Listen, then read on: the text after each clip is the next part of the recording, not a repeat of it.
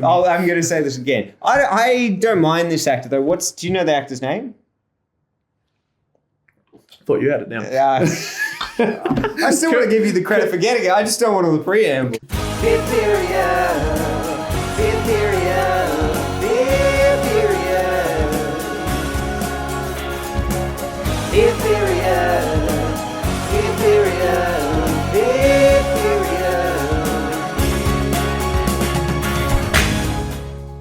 Hello, everybody, and welcome back to Fifth Period, the film podcast hosted by two media teachers, where today, if there's something strange in your neighborhood, who are you going to call?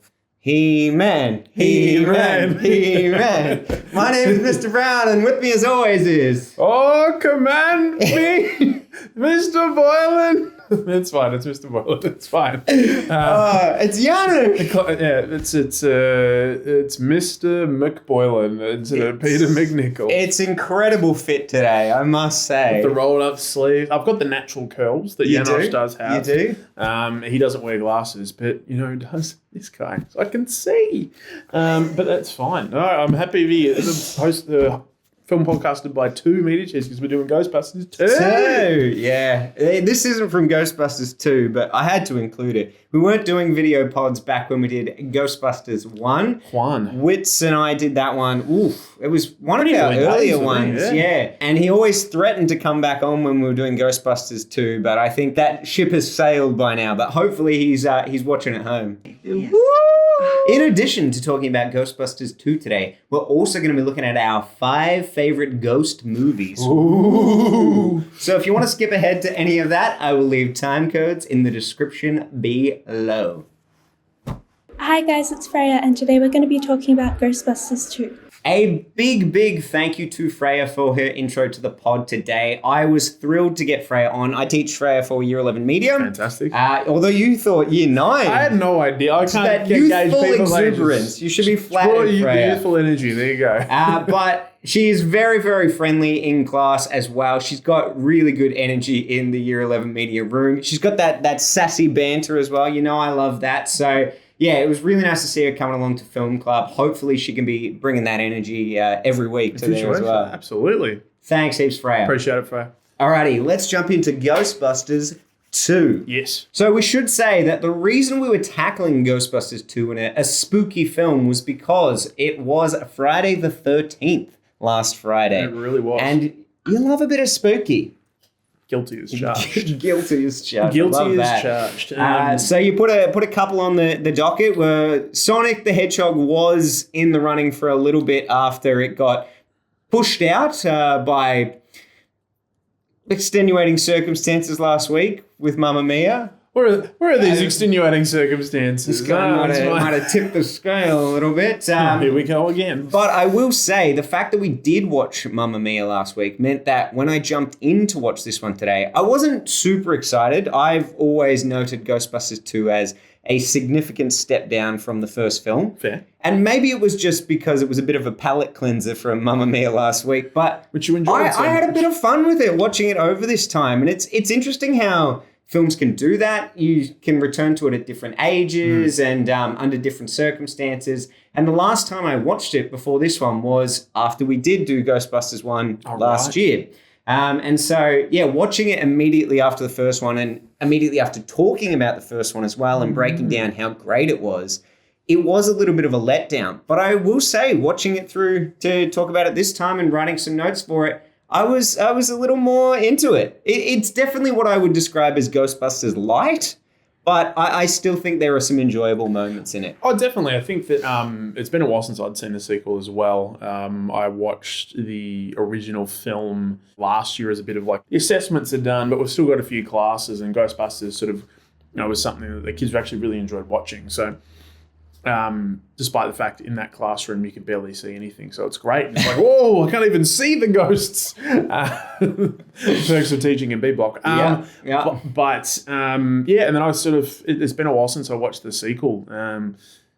I remember it used to scare me a lot when I was a kid, with the whole river of slime and Vigo the Carpathian. He's there. Oh, God. Command me. Command me, Lord. But no, I did enjoy sort of getting back into this. I think there's still it doesn't have that same kind of, I don't know, like Ramis and Aykroyd sort of humor to it. Mm-hmm. It does shine through in a couple of pockets, which we'll talk about. 100%. But the light version, what you sort of talk about, is 100% accurate. It does feel like an easier going film than, compared to the first one, which I think is It's a little watered down. It's a little bit watered down. It's had a bit too much positive slime on it. That's it. Yeah. Too much of this. Whoa! Was that the positive one or the negative one? Well, this is something that's pretty interesting about the film because the slime only develops because of all the negative energy. So I don't know how you can positively charge it, but we'll get there. We'll get there. With music. Yeah. So this one is set, and it actually was filmed 5 years after the first film, and it's a real hard bam 5 years later. It's like, okay, we're in. If you're just watching it for the first time, you're like, 5 years later from what? Yeah, like what TV show am I watching? Yeah. The real Ghostbusters. But I will say that there are some things about that first scene that I really enjoy. It introduces the slime very early on. You see the negativity from the people in the street. So there's a lot of foreshadowing about the motivations and how the villain comes to be from New Yorkers, just like, hey, I'm walking here kind of vibe from Dana Russo, is that you? From Dana just walking past. But there's just something about this first scene where you're like, it's no librarian running away from the ghost sequence, the pram the goes, baby can't running away from my baby. So, and then starts tumbling down the stairs in a train station and turns into the Untouchables. I mean, that is a great scene, but this one doesn't quite live up to either of those things. Did you know that the baby, played by twins, pretty common in films when you've got someone that young, but it's John Denver's baby. Country road, take my pram down the street where I belong.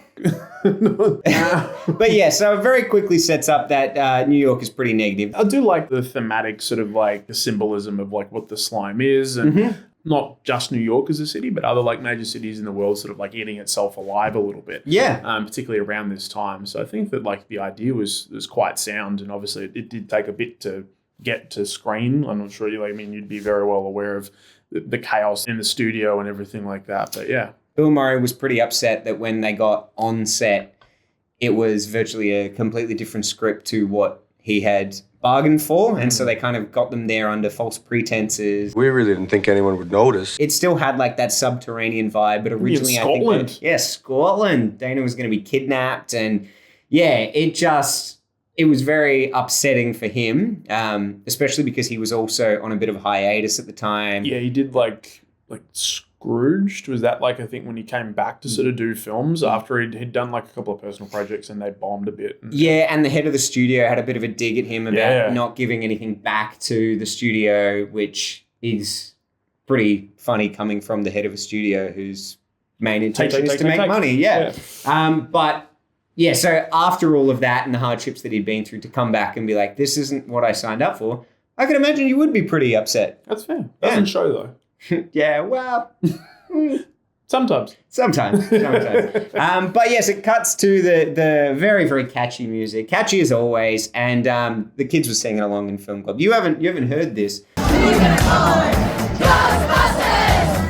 They were getting into it. They love a bit of Ghostbusters. They do. They love a bit of Ghostbusters. And yeah, same thing happened when we watched the original in film club. They get around it. They do. That's a classic. So at least some kids get around it. That's true. Because we are cutting to Ray and Winston. They love the fake out with it. It's like basically like going in there. How many are there? And you think how big are they? Ghosts and yeah, it's just a party full of kids who really wanted He-Man. They really wanted He-Man. They shouldn't have got the Ghostbusters. And what kind of a party act is that?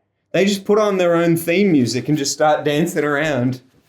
Very Breakfast Club, the dance that they're doing. Pretty funny. But we get cameo from Jason Reitman here. Yeah. Telling them how much their dad hates them. So good. So director Ivan Reitman, his son is here and was the director of Ghostbusters Afterlife as well. Yep. We also get a cameo from his daughter later on in the film when they're doing the tests to see the environment and how that's affected by positive and negative energy. And there's the girl playing with the puppy. That's Ivan Reitman's daughter as well. That. So love a bit of nepotism, hey? 100%. Cameo City. Cameo City. They've been sued to high heaven by everybody, and basically the Ghostbusters are out of business. Which I don't understand. Everyone's like, you're full of shit and no one believes you. It's like, there was a giant Marshmallow Man. This dude. Yeah. He was huge. He's massive. I mean, I know it was 5 years ago, but some people have to remember that, right? All that, and also as well, just the fact that like they're like, oh, you destroyed all these buildings. It's like,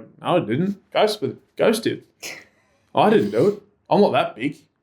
I didn't steal your money. It's at Bill's house and Fred's house. I don't have your money here. It's in Bill's house and Fred's house. You love a Simpsons reference. You know me. At least it's a Jimmy Stewart Simpsons reference. I was going to say, something everyone can get around. I get the voice. That's fine. How do you feel about the fact that Winston shaved his mustache? It's also Winston Light, I reckon. Why? Because he's even got less screen time? I couldn't believe it. So we're going to hit on a lot of the literal beat for beats from the first film, but how they managed to write Winston out of it again, despite the fact that he's introduced as one of the people that is still going around wearing a Ghostbusters outfit. He is in the start of the courtroom scene, and then he just disappears for the part where they have to attack ghosts. Like, if he was angry in the first film for being written out and introduced later in the film, fair enough. But I would be pissed that I was written out of this one once you're a well-established member. It's ridiculous. And I'm like, yeah, I understand why that character finally gets a lot more to do. Like, I'm really glad that he has a good role in Frozen Empire. Yeah. Because he deserves it. True, but it's a shame that it's a... Frozen Empire. Yeah, exactly right. So Egon is working at the Institution for Advanced Theoretical Research, and Dana visits him to explain what has happened to her baby. Yes. And he's conducting an experiment to see how energy from people, so emotions, can impact the environment around them. What's really interesting about the experiment is he's actually impacting the environment to get them to have an emotional reaction. Like, he's turning up the heat, he's making them wait, and then he's hoping to see the result of their emotions changing the environment. Yeah. So it's like a self-perpetuating cycle. And that's actually a very scientifically sound method about molecules and different atoms interacting with each other and having a real flow-on effect. And like, one influences the other, which then influences the other, which then influences the other. And it's a real chain reaction and sometimes a cyclical reaction. But yeah, I like that even in these supernatural films, some of the science behind it is quite sound. Yeah, it holds up. Yeah, absolutely. Because it just makes it little more grounded, and it makes you go, even though these are fantastical things that are happening, it's somewhat believable. It's just science fiction. Yeah. Taking a scientific method and pushing it further. Just a little bit further down the road. I do like the fact that very quickly as well, like, obviously it shows that Egon's still close friends with Ray, because I'm going to bring Ray in on this. And then Dana sort of wistfully asks about Peter Venkman. How is he these days? Peter? Well, he was borderline for a while. Then he crossed the border. It sets this narrative status quo about sort of what's happened in the 5 years. Basically saying like, oh, we haven't really talked too much. I got married and then obviously split up, and then I'm thinking about maybe contacting him back and sort of giving us a reason and like some clear foreshadowing that they might look to get back together, at least from Dana's end of things. But yeah, it's good. And then the man in question, when you see what he's up to, and he's hosting World of the Psychic, and this is pretty good fun. It feels just like Bill Murray just like getting a riff. So yeah, and so this was when I started to realize maybe there are still some funny moments in this film. Like, I didn't have too many fond memories of jokes. I thought the comedy aspect was the part that really suffered in the sequel. But Bill Murray riffing, even though he's doing a more PG riff than in the previous iteration, they all are really. No one's smoking. There's not as many sexual innuendos. There's a couple. But the looks that he gives to the camera when they're talking about what's going to happen, and he's like really? It's very, very fun. So, yeah, they're suggesting that the end of the world is on New Year's Eve. Well, that's cutting it a little bit close, isn't it? I mean, just from a sales point of view. If Vigo had his way, it would have been. If Vigo had his way, indeed. And that guy was onto something. He was. Well, It kind of was. Kinda. And then the other lady who's played by Claire Webb, who's in Shameless, she thinks also the world is coming, but it's on February 14th, 2016. Valentine's Day. Bummer. Because she's found out from an alien. Yeah. And he's like, oh. He says something like aliens, you never can trust them. Occasionally you meet a nice one. Starman. E.T. But usually they turn out to be some kind of big lizard. It was great. And then, like, to finish off the episode, he's like, okay. And, like, next time on, like, World of the Psychic, we'll be looking at hairless pets. Huh, weird. Anyway. Look, I agree. Hairless pets. They are weird. They're so weird.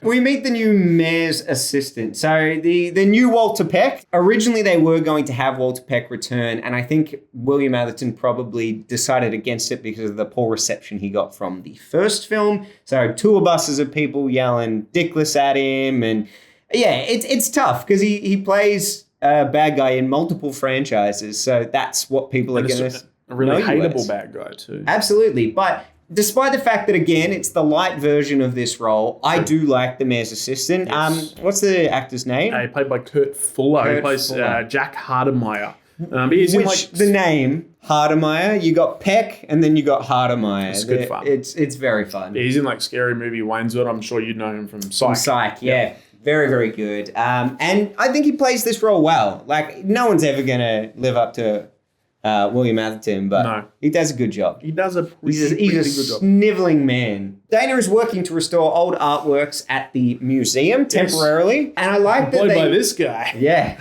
coming in now. I like that they even justify why she's no longer at the orchestra. So having had Oscar, she was taking a bit of time off, but she's thinking of returning to it. Yep. I think she's going to really double down on that after this film. I don't think I'd want to stick around. No, don't think so. No, with this creep over your shoulder. He's just a bit overbearing and a little bit keen. He's a little bit keen. Just a wee bit keen. So we've got Janosch Pohar, or Dr. Pohar, but you can call me Janosch. Played by Peter McNichol. So good. To perfection. I think he's the best part of this movie. And it's not because I'm costuming as him today or cosplaying as him. I love his vague accent. It's Carpathian. Indistinguishable. It's Carpathian. It's so good. He's just got one cracker line after the next. Everything you're doing is bad. I want you to know this. He's biting. Nobody listens to me. And then he's just, like, talking about, like, the restorations. Like, I make some pretty good cocktails, don't I? And then, like, he's really like, because when Dana says, like, I'm going to go back to the orchestra, like, you must let me take you out for brunch or something. And she's like, maybe. Yeah. Well, I'll give you a rain check. Every time I ask, it was always something. Do I have bad breath or something? He's the new Lewis. He's the new Lewis Tully. He's worse than Lewis Tully. Oh, he's way worse, but he's the newer. Very much. And just like there's a new everything in this film. Correct. But we get, obviously, very quickly, while this is all happening, a new painting has come onto the floor. And there's that one behind us of Vigo the Carpathian.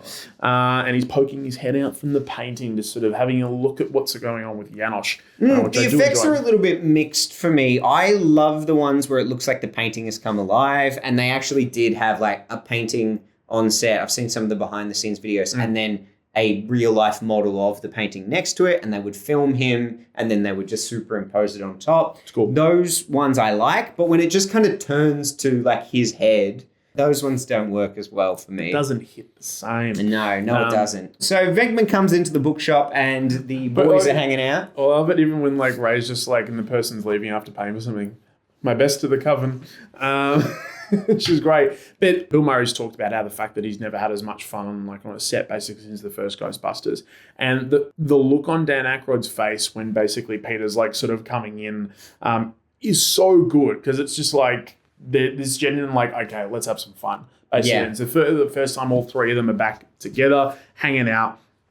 But basically they don't want to tell. Without Winston. That's status quo restored. Yeah. But he really does. Ray really doesn't want to tell Peter who the new client is, basically. And eventually it works out that my Dana Barrett.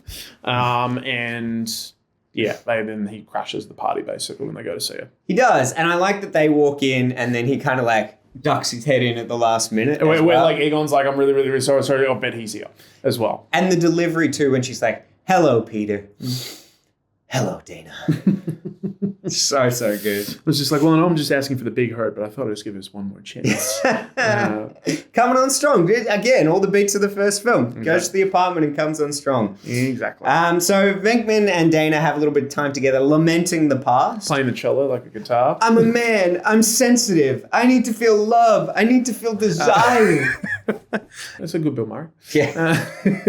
I don't know if you want to be Bill Murray from these films. Skeezy Bill Murray. He's a bit skeezy. But this is skeezy light. That's true. That's very true. That's very, very true. It's a light skis. The breaking point for her was the ball and chain, which I'm glad that she's still got enough self-respect to be like, I'm not putting up with that shit. Well, exactly right. That's basically what it turns into. But yeah, they find out sort of like he's like sort of quizzing about sort of Dana's ex-husband. Mm-hmm. While this is all happening, obviously Ray and Egon are trying to sort of test Oscar. Mm-hmm. It's just like, yep, baby ticklish. But then they're like, yeah, they work out that Dana wanted to get married, but Peter didn't. So it's really setting up that idea that he wasn't really ready for anything long-term or serious, which is why Dana has the kid with another person. But I love, too, that very quickly they start to see, oh, maybe he is ready for that. And his redeeming qualities are how he is with Oscar as well. Yeah, and he's like cute. playing with him. And it is. It's cute. Well, he's ugly. He's not Elephant Man ugly. Was his father ugly? I also really like to when they're inspecting the room and they're talking about how they never had toys like that. It's like, well, we had a Slinky. Had part of a Slinky, but I straightened it. It's like, Egon, you weird, man. He's so weird. Well, he tried to drill his own head in the first film. So I think this is a step down. This is weird light. This is God. So after finding nothing in the apartment, they go to the site where the pram was possessed. You missed like the... I purposely skipped over that gag, line. That gag, and I'm like, who wouldn't? I'm like, whoa, okay. Fan. Like, oh, there he is. There's Mr. Skis. Yeah, there he is. There he is. Yuckers. But after finding nothing in the apartment, they go to the site where the pram was possessed and realize they need to dig. Now, you were very upset that they dig because, as we find out later in the film, they could just go down a manhole cover and... But then we wouldn't get the scene. That's true. And So what good. a scene, because them putting on their New York accents is just incredible. Who told you to stop cutting? And then they go to like, isn't that right? And he's like, yo. Oh, Egon. So weird. So weird. This whole thing is just excellent. We get a quick cutaway to Janos restoring the portrait of Vigo, played by Wilhelm von Homburg. But voiced by Max von Sydow. Yes. So von Homburg didn't actually know that he was going to be overdubbed. Apparently his original delivery was a little bit lifeless, and he stormed out of the premiere when he saw... or heard that it wasn't his voice. So what a way to find out. Yeah. But I'm glad that they did overdub it because the voice is monstrous. Yeah. I haven't actually heard what the original sounds like, but I can't imagine anything like OG could be Darth better than Vader this. or something like that. Yeah. You are part of the Rebel Alliance. So bad. But no, we get the scourge of Carpathia, the sorrow of Moldavia. Yeah, it's just great. It's really good. He zaps Peter McNichol. And after he gets zapped, the physical comedy of him like flying off it and then like wriggling around. Incredible. It's child. Incredible. But it's great. I mean, like, Max von Sydow like brings that sort of gravitas to this character, which is really fantastic. And yeah, basically it's like, it's like find me a child that I might live again, and possesses or sort of guides Janos like a little bit. And then, he's off and racing. Then we sort of cut back to what we find out to be the source of Vigo's powers is this really cool set. It is. I really love like the underground. It's like an old train system. Like a pneumatic transit system or something like that. Really, really cool. They return to this set a couple of times, but essentially they're lowering Ray down after they've been cutting. Who told you to stop cutting? It looks incredible. The lighting in there is awesome with him dangling down. The like sludge looks really cool going through. Everything works. Yeah. Everything really works. It's that kind of dark, fantastical element to Ghostbusters that I enjoy a lot, and I enjoyed a lot as a kid. The cops and the power company guys come back. Yep. You're going to come shake my monkey tree again? He's like, but the phone lines are over there. What did I say to you? The phone lines are over there. Yeah. And it's just like, And he's like, you going to try another one? He's like, I got a major gas leak here. What do you think it's coming from? The sky? It's just that momentary pause that Venkman has. Yeah, we'll try another one. Just incredible. Give Bill Murray a chance and he'll take it. But they also knock out the whole city's power, which Ray's an idiot. is good because it leads to the court case. But before the court case, Janusz, with the power knocked out, has to go check on Dana. Because of all this blackness. And this, to me, felt very much like Lewis checking in. But creepier. Oh, way creepier. This isn't like creep You light. left This your is creep TV full. on again, so I turned my TV up so everyone would think there was a problem with all the TVs. Yes. Like, there's nothing threatening about It's that. just like, I came to see how it is with you. And then he's like, oh, with the baby?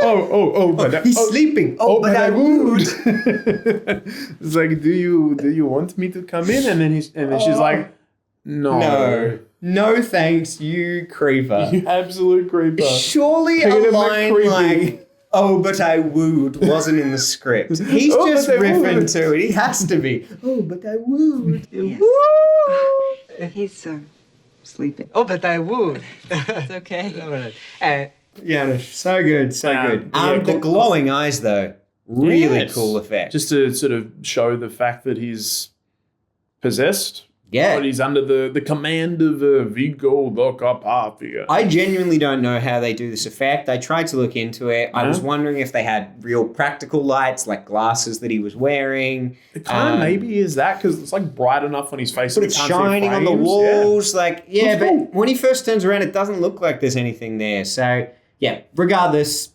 top-notch effect. Really, really like that. Yeah. It's court time.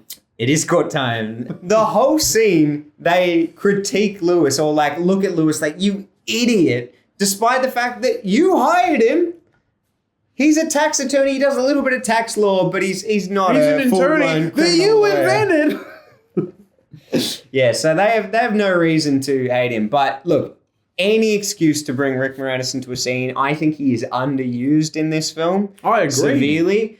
There was a couple of extra Got a case of scenes the that they Xenomorphs. deleted from the film with Lewis in it. Kind of like a B, maybe even like a D grade plot where he chases Slimer around. Because there's like hints to it that he like encounters him a couple of times. Yeah, sees him on the bus at the end and it's like, all right, let's bury the hatchet. From what? You only saw him that one time having coffee. But yeah, I wouldn't have minded seeing that because I would have liked more Rick Moranis stuff. I also would have liked more stuff at the firehouse. It's kind of stuff. It's almost like the similar plot line that they give to Finn Wolfhard and like the Yeah, a little bit. like in the new ones, and it's just like he's gonna go chase Slimer. So, but he's yeah, no not Rick the Slimer. Moranis. No, they're slightly different actors and characters. His defense, though. One time I turned into a dog and they helped me. That's a good defense. It's a good defense. I really like the judge as well. I love Harris Yulin as an actor. Ray says it's like, thanks for that, Lewis. It was great. Short but pointless. There's some good one-liners in this scene. I love when Venkman's on the stand and he's like, well, there are so many holes in First Avenue, we didn't think anyone would notice. It's a fair point. Pretty good. Pretty good. They're found guilty, big fines, 18-month sentence, but the slime that's a part of the evidence for the case starts to go nuts. It does. And then it Judge eventually... Wexler is pissed and his anger is spurring it on. And we get the Scolari brothers. Yeah. I really enjoy this. I think this is this scene is as good as any of the ghostbusting scenes from the first film. Considering they don't do a lot of it. No, this film is light on ghostbusting as well, but this scene in particular is really good. I like the design of the Scolari brothers. Some really cool practical effects with the other lawyer getting like carried out. Yeah, it's cool. So the way they did it was like almost like a flying fox type rig, Yep. and the whole top of the door frame isn't there. It's like computer generated and put in afterwards. That's cool. Yeah, so really, really cool effects. Love the way that they stuff it up at first, but then kind of find their form again. Yeah, they're a bit rusty. Yeah, I don't mind the do, re, egon. That's a good gag. Especially like the little smirk from him. But it's the other line that they say. We be fast and they be slow. Yeah, 2 in the box, ready to go. We be fast and they be slow. Like this is one of their classic. That's a classic Ghostbusters line. Yeah, nah, I don't like it. There's a couple of them. Later on, they say like, 1 down, on the ground. Like they've got all of these like little catchphrase things they're saying, and it's not working for me. It's like That's they're the trying to stuff- sell T-shirts and merch. Oh, they were trying to sell like the coffee mugs and the thermos and stuff. That Yeah. was the stuff that got cut from their party routine. They've been just waiting to use it. Well, that's the other thing too. In terms of like being 2 kids on the ground.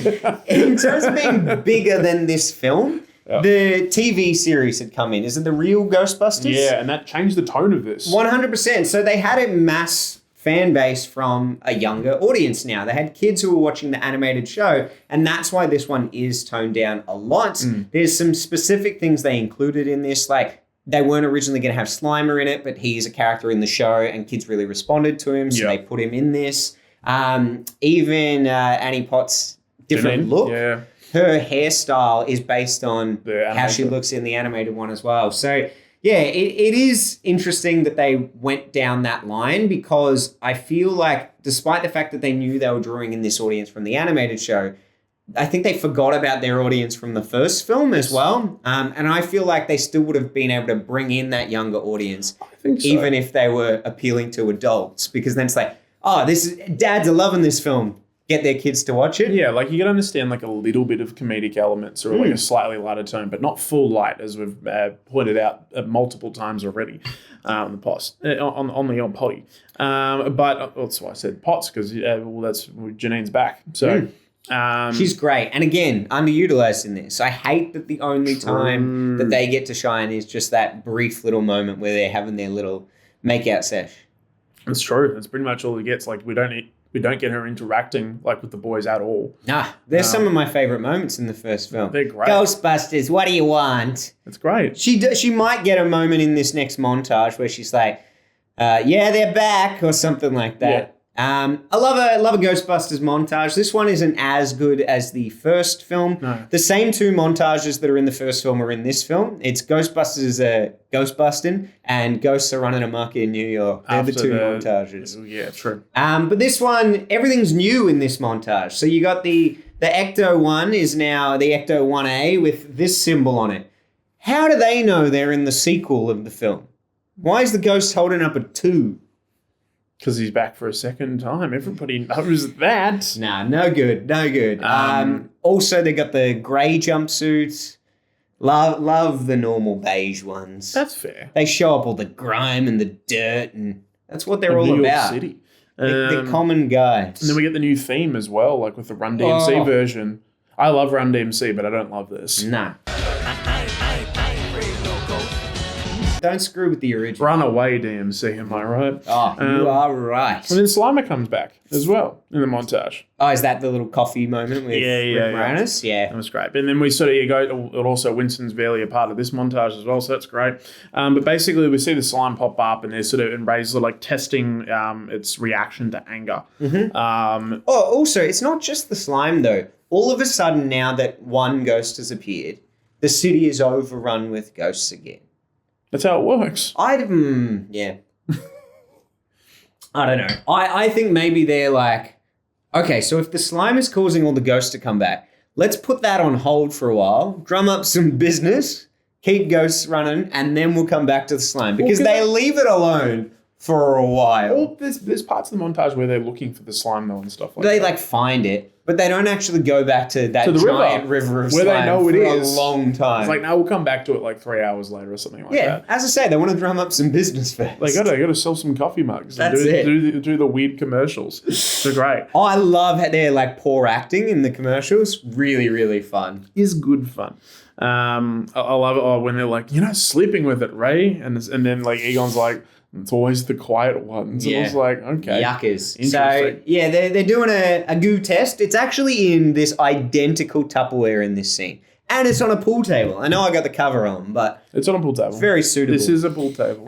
So yeah, they do a little test and they want to see how it reacts to good vibes. If negative energy is what's setting it off, they want to see if it can respond to positive energy. So they sing to it and it loves a Play bit music. of, Higher and Higher. Yeah. Love that. And the toaster's dancing have a good and dance. Venkman picks it up and hugs it. He's loving it. He knows he can make some profit from that. Sell some toasters. He loves a good toaster. Oh, you're my #1 Christmas boutique gift item. Peter goes to then have a bit of a check-in with Dana and give her a bit of an update. And then I love like Janosch being like who's this? Like, introduce me to your friends. Yeah. Yes, I have, of course, seen you on the television. Quite enjoy. Like Vigo's like a powerful magician as well. Yes, so yes. He's obviously got some powers. And a genocidal madman. Yes. Go, yes, I think no. Yes, the joyfulness is over. You're never going to get a green card with that attitude, pal. Oh, yes. Dana is now running a bath for Oscar back at her apartment, and the pink sludge comes out and attacks her. And looks terrible. It really does. The way the bath also like morphs and manipulates as well, I think I'd be able to tell if running water turned into sludge. You'd think so. The sound is completely different, and she doesn't even bat an eyelid. No, it looks sort of like a weird sort of intestine-y thing in the bathtub before it sort of gets a bit larger. I don't know, bit It strange. becomes a large intestine. Basically, Yeah. yeah. But basically, she runs to Vince. Peter and calls the boys to check it out. Ray's got his little cap on. He does. And they think that Vigo might be connected to the slime. It's a bit of a reach. It is a little bit, and they're trying to work it out, and it's just like, oh, maybe not. We get a bit of like an expo dump on Vigo with sort of what he did and everything like that, done a bit of research and everything like that, which is good. And then that's sort of like intercut with, does Dana like sort of appreciating how good Peter is with Oscar? Yes, so some cute family bonding time. Yeah. And they're talking about the sleeping arrangements. If I lie on my side like this and then you spoon up beside me, that works for me. But yeah, it's really nice, like wrapping the kid in the jumper. Yeah. It's nice. Like, I don't know. I wouldn't have pictured Bill Murray as being someone who would necessarily get along with kids all that well. But seeing him get along with this baby, I'm like, maybe he would. Either that or he's a good actor. Incredible actor. Yeah. That's fine. But the boys all decide once Dana's safe, they're going to go check out the gallery the next This day. is so good. And walk in. All right, boys, suck in the guts. We're the Ghostbusters. And I love that as just a message of what everyday guys they are. Like, they have never been heroic types. They've fallen into holes in the first film, finding it hard to walk up the flights of stairs. Like, they've always been out of shape. The everyman. Yeah, That's the fine. everyman. It's like, yeah, walk with me and talk with me. And then like Ray gets like a little bit hypnotized by Vigo as well, which is a bit of foreshadowing. Yeah, I don't like this. Okay. Because I don't think it adds anything to the film. But you get the awesome effects later on. No, because even when it happens later in the film, it doesn't add anything to the fight. It's just like, all right, And it's so quick it's happening, spray him, we're good. Yeah. So I think this is a pointless little detail. That's fair. but, yeah. Then we get Peter Venkman channeling his inner Austin Powers, but like taking photos of Vigo. Oh, yeah. You're a lemur. You have small teeth and capable of Destroy me. biting It's just like, things. I've worked with better, but not many. Thank you. And I love what he says to Janosch. He's like, well, we got a report there was a major creep in the air. We checked our list and you were right on the top. Because he is. He's a real queep. A real queep. Johnny, where the hell are you from anyway? And then Peter basically wants to ask Dana out and sort of go out again on another date. He does. And so, well, that's all happening. The boys are developing the photos and... I love this. This used to scare the hell out of me as a kid. as in with the fire coming in? Yeah, well, because just the score creeping back in again, it's really creepy. And then they work out there's the River of Slime. And they're like, oh, we should go back to the River of Slime, despite the fact they already knew that it was there. Idiots. Dumb. But Winston comes in and saves them. Once again, another scene Winston that he the was goat. written out of. And then he comes in, saves the day, but they, whatever. There's- No there- thank you or dwelling on that moment. I love that, like, in Dana's, like, when sort of Pete's asking her out, it's just like, all your, like, old moves. It's like, hey, it's just like, I have all new cheap moves. Yeah. That's fine. It's like, yes, you do, Peter Venkman. Yes, you do. But they need a babysitter, so Janine's going to do it. But then Lewis asks Janine out. Yeah, Lewis jumps in. And they both babysit. I'm glad they both babysit. That's good fun. It is good fun. But the boys go back into the tunnel while Yes. Venkman takes Dana out on the date. And then they come and they want to recruit Venkman for it first. It's like, Dana, the guys are going down in the sewer to check for some slime stuff. Want to blow off this dinner and go with them? She just walks off. And it's just Women, like, huh? yeah, that's good. I like the sort of the heads coming out of the ground, like with the sort of Yeah, the like that was pretty impaled cool on sticks. That's well, good fun. that to me suggests that Vigo's almost like a Vlad the Impaler type character. That's a good comp. He's got that vibe to him. That is the. Ooh, jeez. Come on to me. Impale me.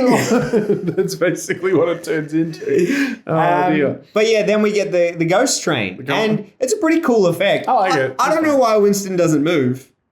Like, he's like, I'm scared stiff. It's like, it's a train, man. Just move out of the way. It's not that scary. You've been dealing with ghosts. You fought a Stay Puft Marshmallow Man. And we all know that ghost trains are really scary. Absolute wimp.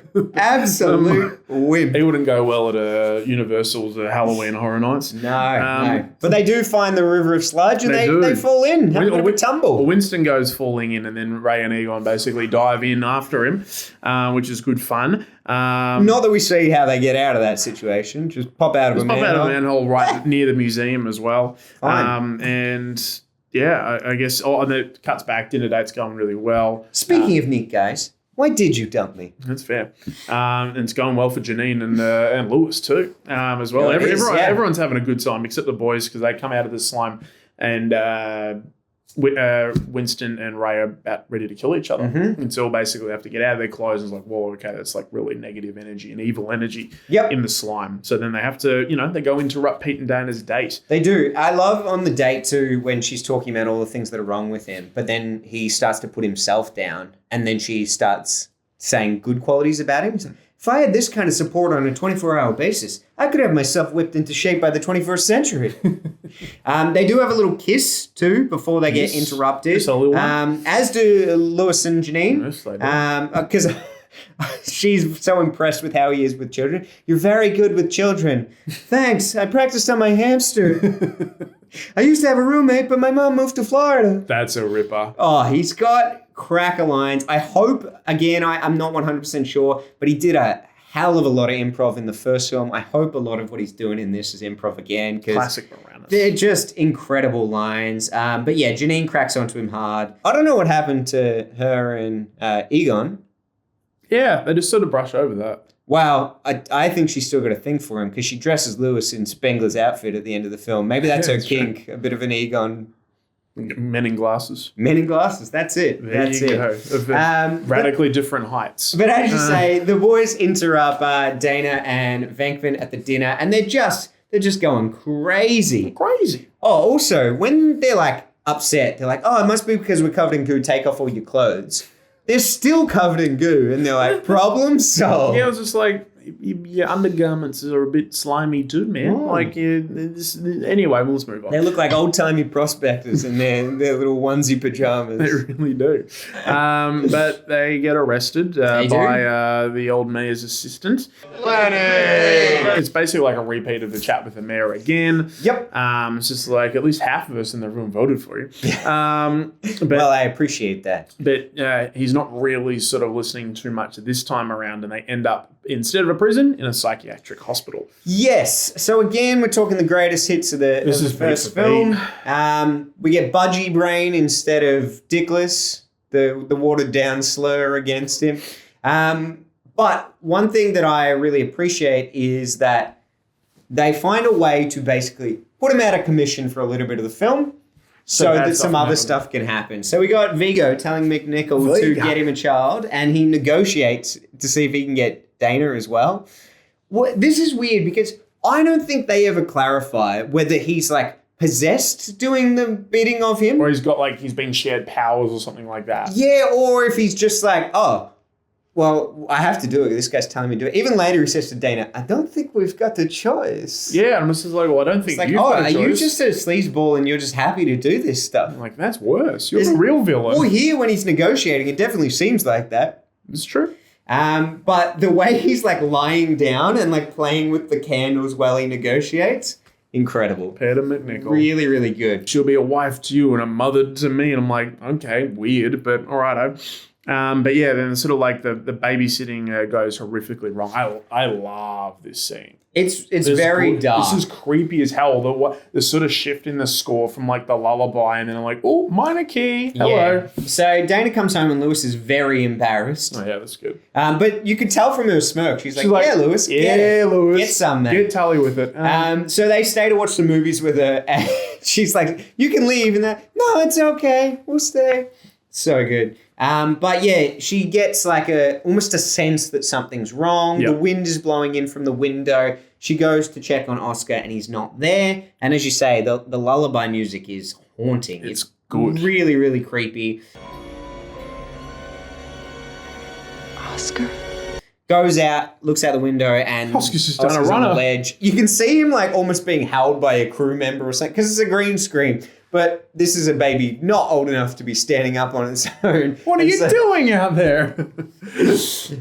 But yeah, pretty spooky stuff. And then we Yeah. get Ghost McNichol, We get- Nanny McNichol. I was going to say, yeah, like bloody like a ghostly Mary Poppins just coming down. Yeah. It's creepy as hell. It doesn't really make any sense.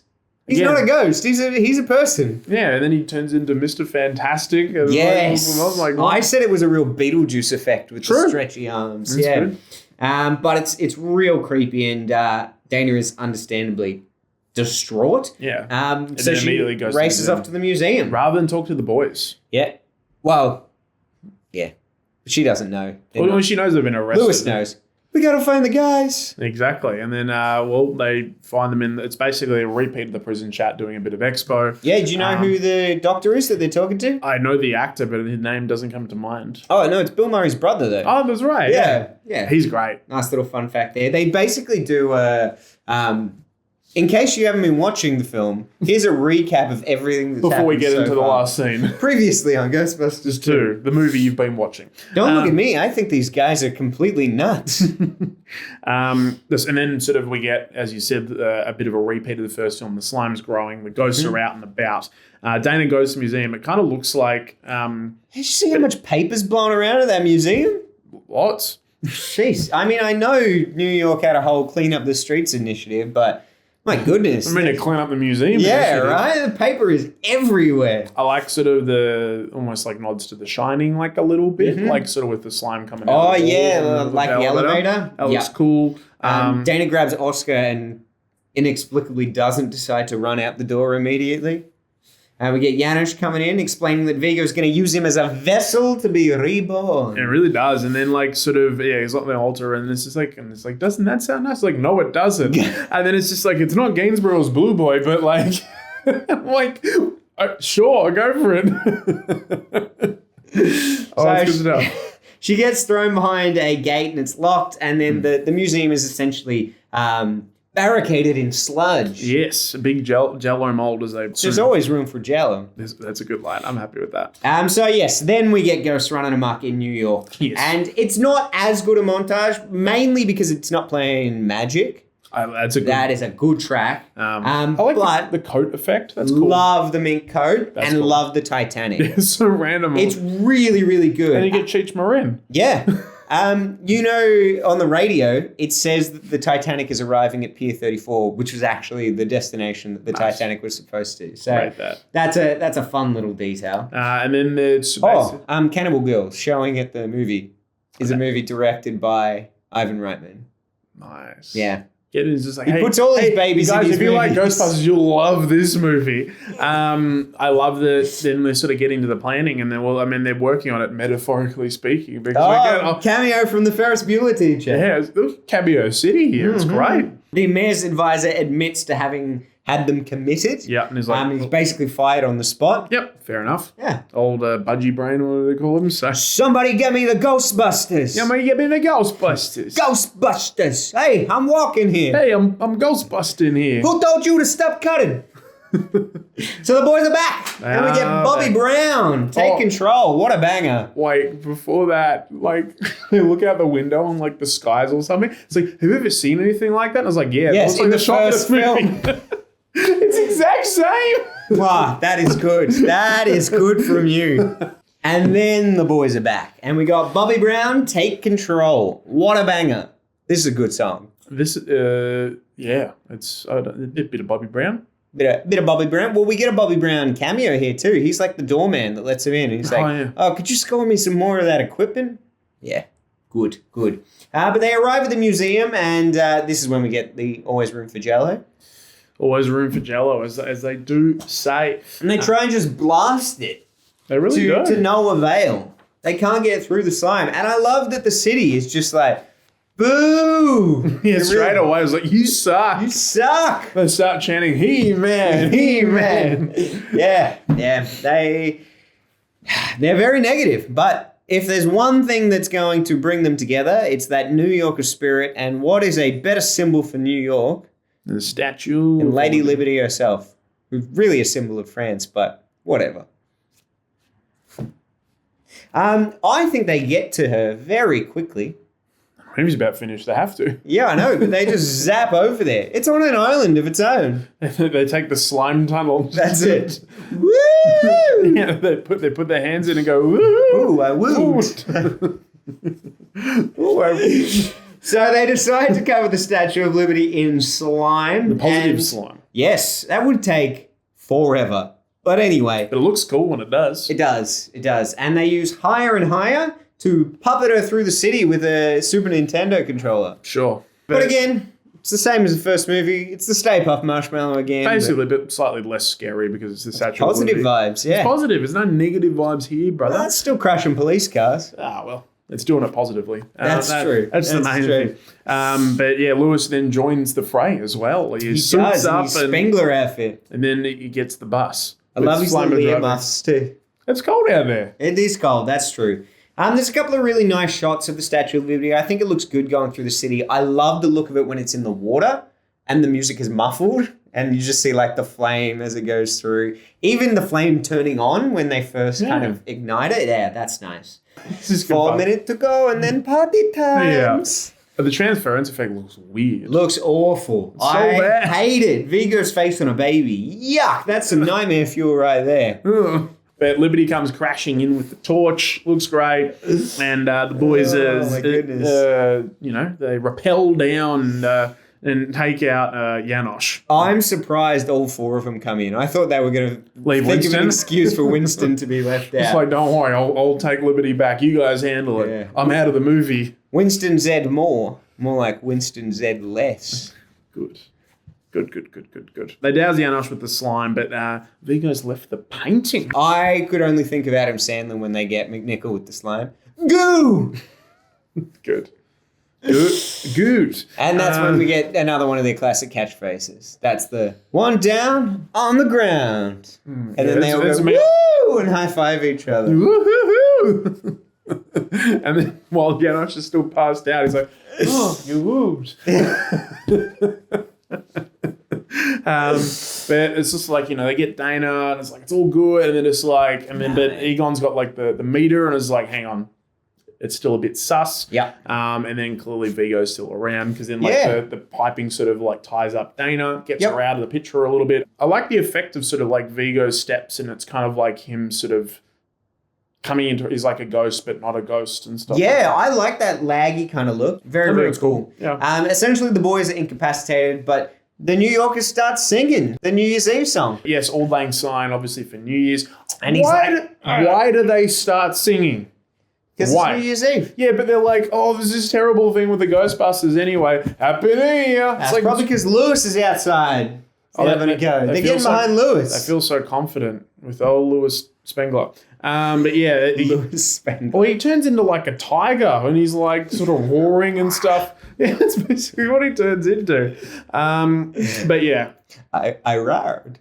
Yeah. Oh, I'm sorry.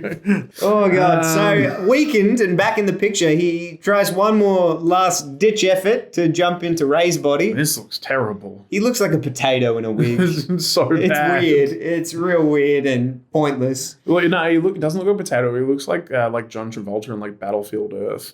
It does have a bit of that vibe There's to a it, big yeah. sort of skull and stuff I'll that. put him in the middle, put John Travolta on one side, and I'll put a potato on the other side. It's all okay though, and Lewis thinks he saved the day. Yeah. And then Ray's being overly positive as well because obviously he's had the positive slime. So is McNeil. Why am I dripping with goo? Yeah, it's just and then drippings with goo. Yeah, and then like when he's waking up, he's like, "They will come from behind," and then Ray's just like, "Hey man, let me tell you something." It's just like, "I love you." It's like, you. Well, I love you too. And then I've written in capital letters, "Why are they in the picture?" I don't know. This is stupid. I have also written that. Where did that Renaissance Ghostbusters picture come from? I almost put it on the wall behind us with this one, and then I thought, no, it doesn't deserve to be on the wall. That's what I wrote. Nice. I'm glad that you watered it down for the Ghostbusters 2 version. Because I was so of the pod. angry. And I remembered it was coming. I was just like, oh, this thing again. Yeah, it makes no sense. And Winston wasn't even in that picture too. Nah, he was. Though he's done less than Dana did in the situation. Yeah. Yeah. Anyway, that's the film. It is. It sure is. Look, it's a significant step down, but I would still rather watch this film than any of the sequels that come after it. Sequels or spin-offs. I like Afterlife. Okay, that's fine. I prefer this. That's Afterlife is a rehash of the first film again anyway. I get what you mean. Every time there's kind of stepped out of the bounds and stuff to do something a little bit different, it hasn't really sort of worked. So if you really want a good Ghostbusters sequel, I recommend not watching one, but playing one, because I think the 2013 video game is excellent, and it is actually like a good sequel to the story. Yeah, nice. But obviously, yeah, we get lots of sequels and spin-offs and shows and everything like that. But, you know, this was a critical failure, and it was a box office failure as well. Mm-hmm. And that's the main reason why it took so long for another Ghostbusters film to happen. And even though, like, the ones that they talked about doing sounded, like, super engaging and interesting, that, like, that Ramis and Aykroyd were working on, they unfortunately weren't able to get one happening before Harold Ramis passed away. So it was a bit of a shame. Very sad, yeah. And I mean, with Bill Murray and Harold Ramis falling out, yeah, we talked about that, I think, with Groundhog Day, maybe. Correct, yes. Because they rekindled their friendship before he passed, which is lovely. Anyway, shall we move on to 5 favorites? We got them. We got 5 favorites. Above all else. We got 5 favorites that we think are top shelf. I don't really have these ranked in any particular order. Often when we talk 5 favorites, we just list 5 of them. It's not a tier list or anything like that. But I'm going to get one out of the way pretty quickly and say Ghostbusters 1 would be in my 5 favorite ghost films. So with that being the topic for the day and with this being the film for the day, I was like, do I put it on the list? Do I not put it on the list? But it's a classic. I love Ghostbusters 1. You can see from the amount of paraphernalia that I got lingering around that I'm a pretty big fan. It's why I find this one to be such a step down, because I hold the first one in such high esteem. Studying it with my year 12s, and it's really fun to kind of look at the behind the scenes details and what was going on in the world at the time. So yeah, it's an incredible film. I don't really need to go into too much detail because we talked about the sequel today. If you do want to check out my appreciation for the first one, go check out Wits and I's pod on that one as well, because there were a lot of really cool details, with both myself and Wits being a huge fan. Love that. I'll quickly sort of whip through some of my honourable mentions that I did have, because this is one of the hardest 5 favourites I've had to put together. But the ones I had on the honourable mentions list were 1408 with John Cusack, which is a great little film.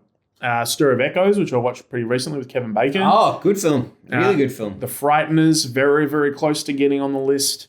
Poltergeist, particularly with Toby Hooper on the brain. I rewatched Texas Chainsaw on Friday, which was a good time. A very tonally very different film to Poltergeist. The Black Phone as well, a recent one.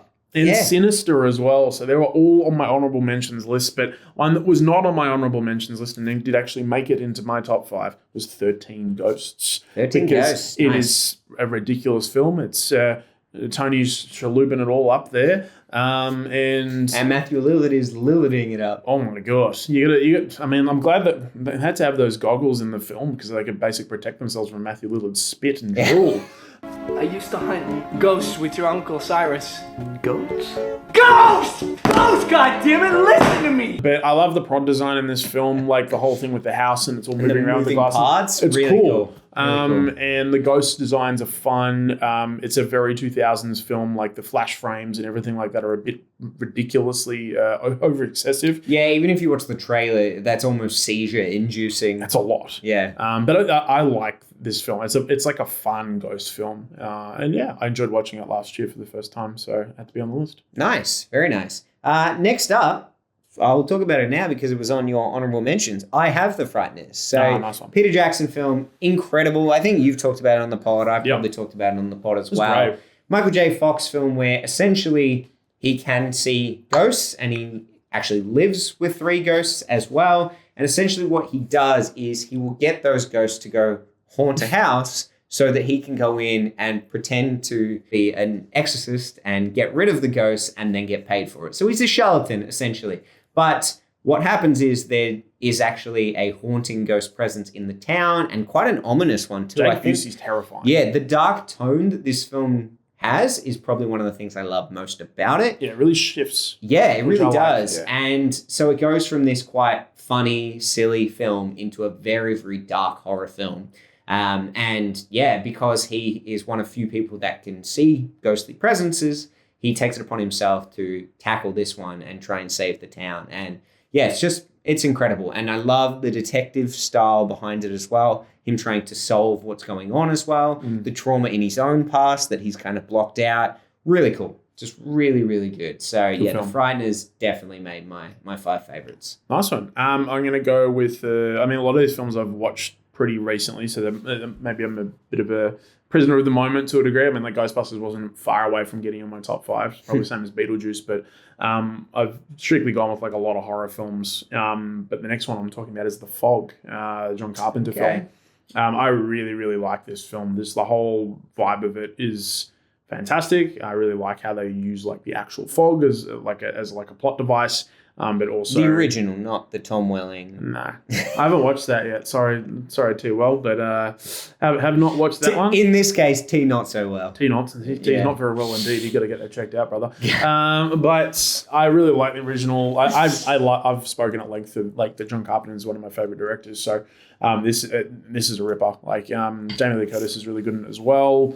It's just a really good film. I like sort of what is it like early 80s.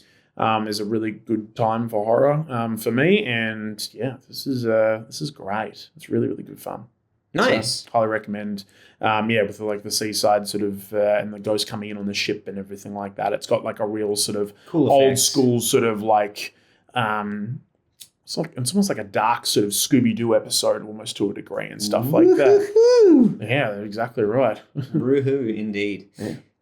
Next on my list, you keep giving mine away with your honorable mentions. Sorry, mate. Next on my list, and you can probably guess it from my mug, Beetlejuice. So I love Beetlejuice. Again, one we've done on the pod. So if you want to see just how much we love it, feel free to check out the full episode.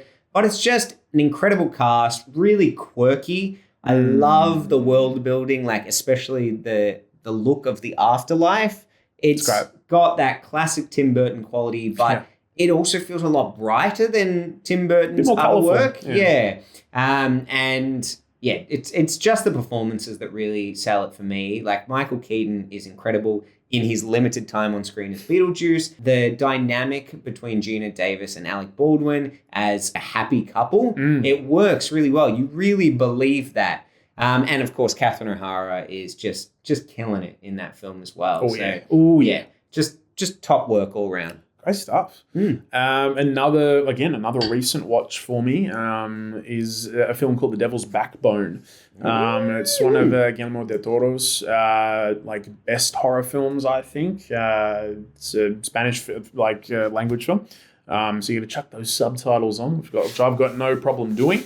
But yeah, basically it's set sort of around the time of the Spanish Civil War, and it's about sort of like these kids like kind of in an orphanage. And there's like sort of a ghostly presence who's trying to sort of get this main character come to sort of uncover like the problems that are there essentially. But I really like sort of like what it plays with, like a lot of good ghost films, like talking about things like grief and, you know, sort of like hidden secrets and these sort of things. And it's there's literal like a bomb outside in the yard that hasn't exploded yet. So it's like this in constant tension. It's very like, it's a very like sort of sad and melancholy film. Yeah, right. And it's creepy as hell. It's not like, I wouldn't say it's like terrifying or anything like that. It's not that kind of film. But it's quite unsettling and it really sort of sticks with you. It's very much like a gothic sort of tale. And I really enjoyed it. I'm keen to watch it again. And highly recommend, checking out The Devil's Backbone. It's it's a different sort of ghost film on my list that I want to talk about. So, Nice. Next for me, my penultimate film, I'm going to talk The Sixth Sense. Oh. So it's hard to talk about The Sixth Sense without doing spoilers. I will do my absolute best. I apologize if I allude to anything, but essentially it is an M. Night Shyamalan Ding Dong film. It's my favorite M. Night Shyamalan film.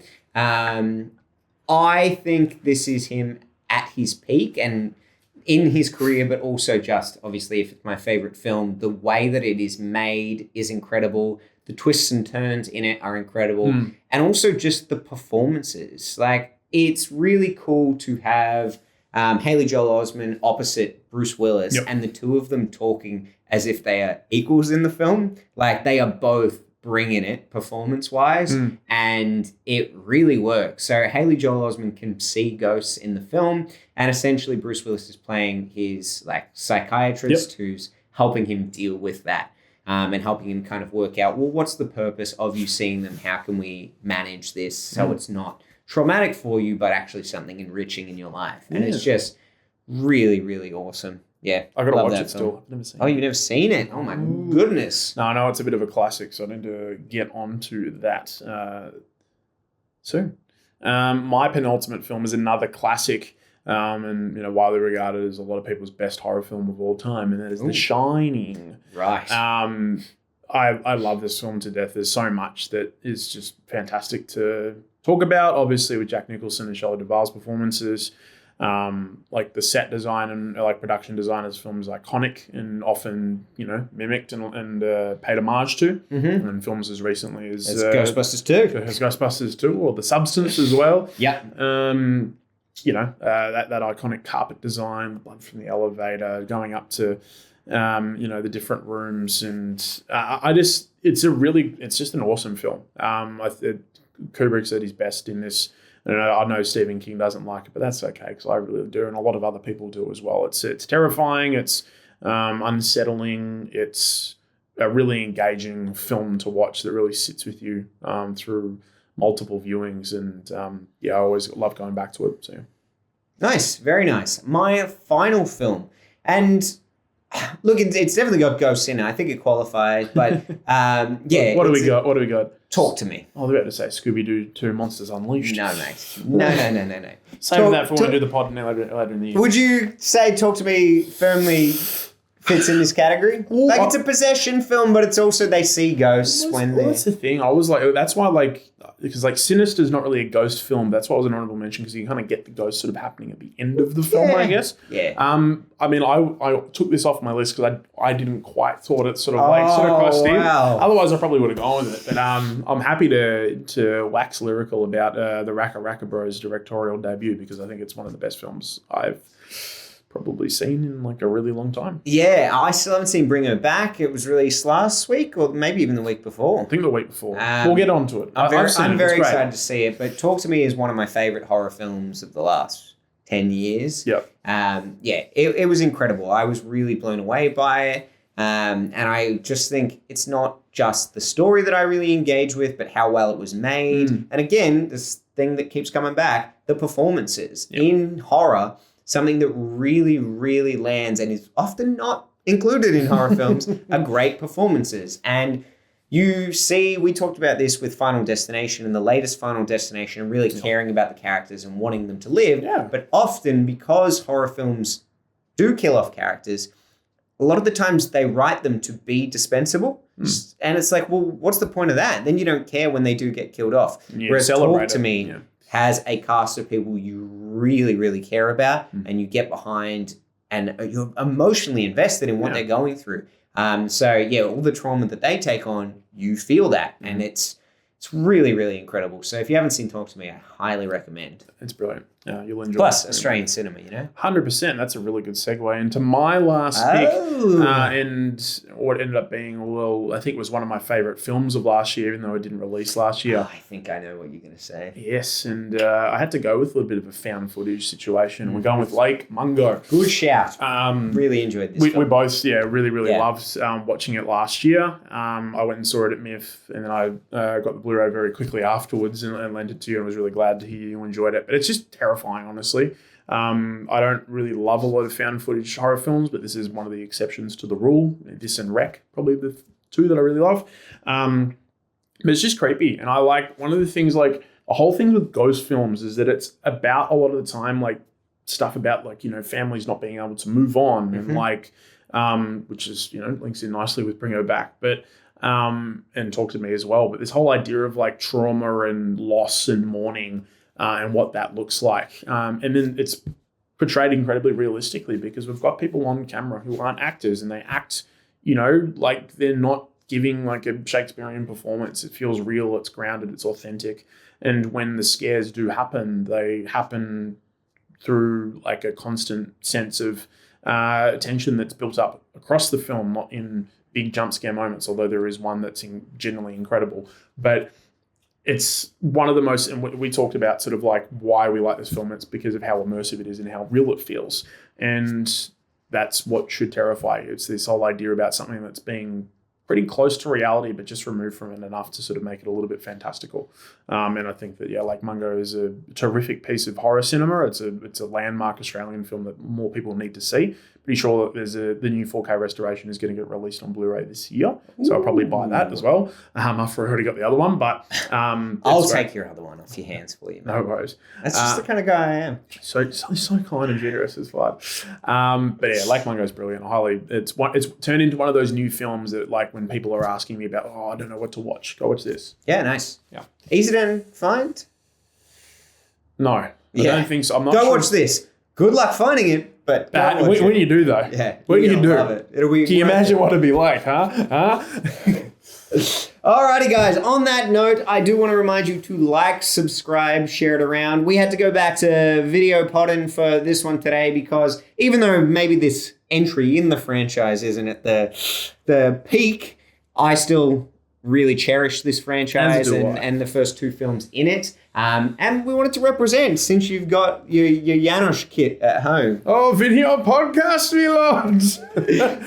So please like it if you do, and share it around. But also remember to be commenting with suggestions for future films or other segments you would like to see. Sega Montes. That's it, of course. And on that note, we will head off. But next week, hairless pets. Weird. Until then, this is Peter Venkman saying... Thanks very much, guys, and catch you at the next film club. See ya. I originally had Janosch saying, "The joyfulness is over."